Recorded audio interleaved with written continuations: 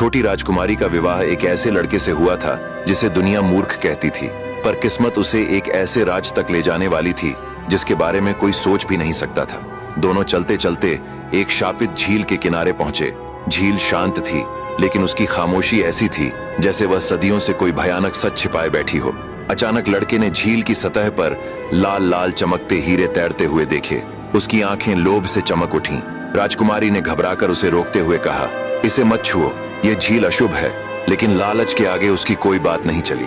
लड़के ने एक लाल हीरा उठा लिया और उसी पल से उनकी किस्मत का अंधेरा सफर शुरू हो गया। दूसरे राज्य में पहुंचकर वह मूर्ख लड़का राजा के दरबार में दरबान बन गया। एक दिन दरबार में जुए का खेल चला तो उसने वह लाल हीरा दांव पर रख दिया। सबकी आंखें उस लाल की चमक में खो गईं और मूर्ख की किस्मत अचानक पलट गई। कुछ ही दिनों में उसने उस लाल से बहुत रुपए जीत लिए। दरबारियों की ईर्ष्या भड़क उठी और यह बात राजा तक पहुंची। राजा ने हीरा देखा तो उसने बिना देर किए हीरा छीन लिया और इसे अपनी बेटी को दे दिया। राजकुमारी ने उस लाल को गले में पहन लिया।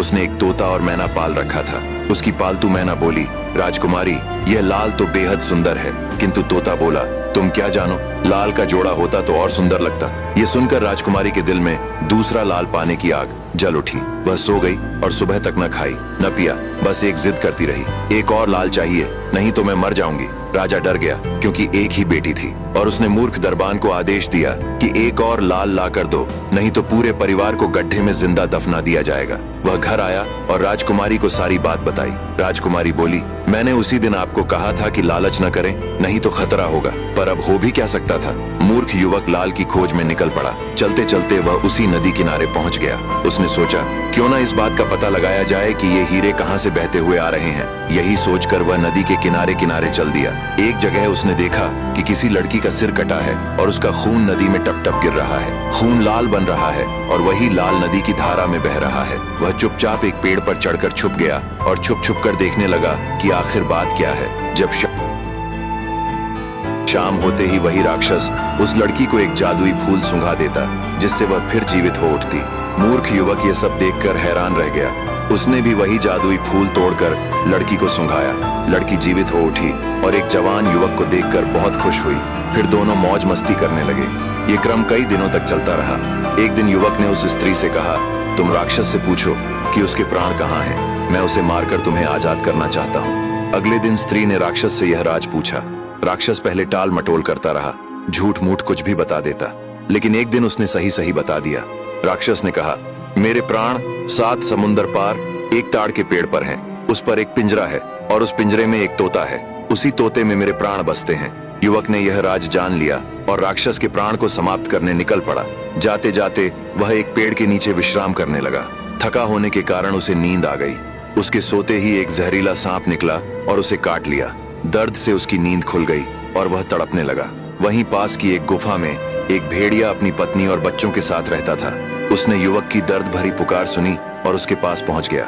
उसने देखा कि युवक को किसी जहरीले सांप ने काट लिया है। भेड़िया बोला, भाई तुम कौन हो ये तो मैं नहीं जानता, पर तुम्हें बचाना मेरा कर्तव्य है। भेड़िया युवक को अपनी गुफा में ले गया। उसकी पत्नी एक मनुष्य को देखकर डर गई। भेड़िया ने कहा, डरने की कोई बात नहीं, यह एक भला मनुष्य है। इसे जहरीले सांप ने काटा है और हमें इसे बचाना होगा। फिर भेड़िया बोला, इसकी सिर्फ एक ही दवाई है।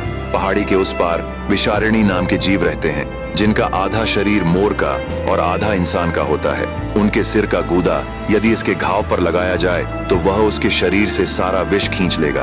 अब भेड़िए ने देर किए बिना अपनी पत्नी से कहा, मैं अभी विषारिणी के पास जाता हूँ, तुम इस मनुष्य की देखभाल करती रहना। भेड़िया पहाड़ की दूसरी तरफ पहुंचा। वहां का दृश्य किसी दूसरी दुनिया जैसा था। अचानक सामने एक प्राणी आई जिसका निचला हिस्सा चमकीले मोर जैसा था और ऊपर का हिस्सा स्त्री का। वह गरज कर बोली, कौन है जो विषारिणी की भूमि में पैर रखने की हिम्मत करता है। भेड़िया कांपते हुए बोला, हे देवियों, मैं आपकी शरण में आया हूँ। एक मनुष्य मर रहा है, कृपा करके उसकी मदद करें। विषारिणियों की टोली इकट्ठी हो गई। फिर उनकी मुखिया धीरे से मुस्कुराई और बोली, ठीक है भेड़िए, हम सहायता करेंगे, लेकिन एक शर्त है। भेड़िया बोला, कैसी शर्त। मुखिया बोली, जिस मनुष्य को तुम बचाना चाहते हो, वह जिस राक्षस का नाश करने निकला है, वह साधारण राक्षस नहीं है, वह हमारी रानी का शत्रु है। राक्षस जब मरेगा तब तुम हमें उसका प्राण मृत्यु का चक्र लाकर दोगे। भेड़िया चौंक गया। प्राण मृत्यु का चक्र, वह क्या है। विषारिणी बोली, राक्षस के तोते में उसका प्राण बसा है। जब वह प्राण नष्ट होगा तो उससे एक प्रज्वलित शक्ति निकलेगी। उसे एक शीशी में बंद करके मुझे सौंपना होगा, तभी मैं उस मनुष्य की मदद करूंगी।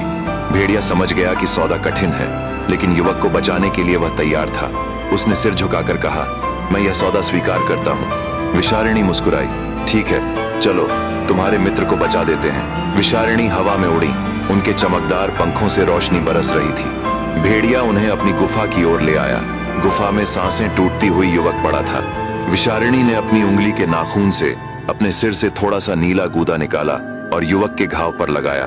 क्षण भर में घाव से धुआं उठने लगा और फिर काला झर बाहर निकलकर जमीन पर टपकने लगा।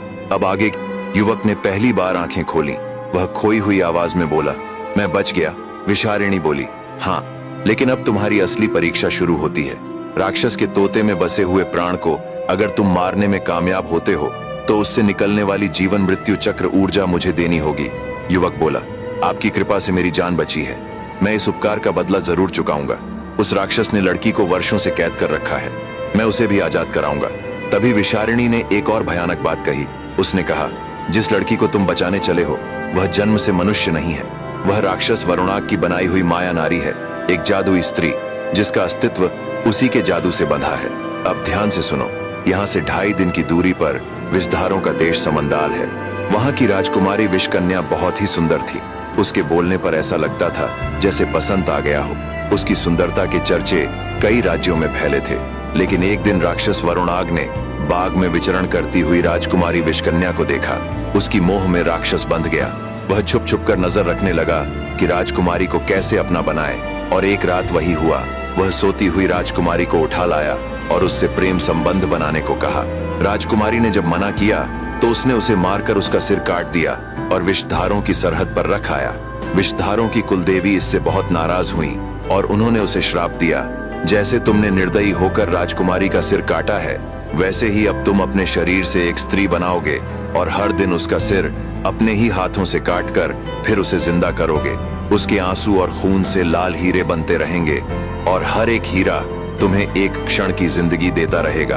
विशारिणी ने बताया कि राक्षस जिसका सिर काटता है वह उसी की बनाई हुई माया है, और जिस तोते को तुम मारने जा रहे हो वह राजकुमारी विषकन्या का प्रेमी है। नौजवान ने राजकुमारी विषकन्या और अर्घमान की कहानी सुनी तो राक्षस वरुणाग को मारने के लिए और भी उतावला हो गया।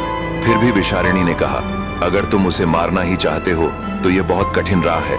फिर उसने एक सेब निकाला और नौजवान को देते हुए कहा, इसे खा लो, इसे खाते ही तुम एक शक्तिशाली योद्धा में बदल जाओगे। यह रास्ता बहुत कठिन है और इसे पार करने में यह सेब तुम्हारी मदद करेगा। इस माया नगरी में जब तक रहोगे तुम बिना खाए पिए कई दिनों तक जिंदा रहोगे। इसका असर तुम पर बना रहेगा। यहाँ से दक्षिण दिशा में तुम्हें काली आत्माओं की झील मिलेगी। तुम उस झील के किनारे जाकर खड़े रहना। कुछ देर बाद एक नाव आएगी, उसका माझी जैसा भी दिखे उससे मत डरना और न ही उससे कुछ बोलना। जब तुम झील पार कर लोगे तो वहां से उत्तर दिशा में चलते जाना। लगभग 2.5 दिन की दूरी पर तुम्हें छाया मालिनियों का देश मिलेगा। उनसे सावधान रहना, वे जितनी सुंदर हैं उतनी ही खतरनाक भी। वे इंसानों की आत्मा खाती हैं। वहां पहुंचते ही तुम किसी भी सुंदरी से कहना कि तुम उनकी रानी से मिलना चाहते हो, और रानी से मिलते ही यह सिक्का देना। उसके बाद वह तुम्हें राह दिखाएगी। युवक ने सेब और सिक्का लिया और विशारिणी को अपनी जान बचाने के लिए धन्यवाद दिया। फिर भेड़िए ने भी उसे अपनी करुण आंखों से देखते हुए विदा किया। अब वह मूर्ख युवक एक योद्धा के रूप में आगे बढ़ा। रात काली थी, तेज बारिश हो रही थी। वह बढ़ता गया और कई दिनों तक चलने के बाद काली आत्माओं की झील में पहुंचा। थोड़ी देर बाद एक नाव आती हुई दिखाई दी। उसका मांझी एक निशाचर था। झील से अजीब दुर्गंध उठ रही थी और काली आत्माएं चारों तरफ उड़ रही थीं। युवक चुपचाप बैठा सब कुछ देख रहा था। तभी एक बड़ा काला कौवा आया। निशाचर ने अपनी एक आंख निकालकर उसे दे दी और कौवा लेकर उड़ गया। थोड़ी देर बाद झील का पानी चीरती हुई एक विशालकाय अंधकरणी ऊपर निकली।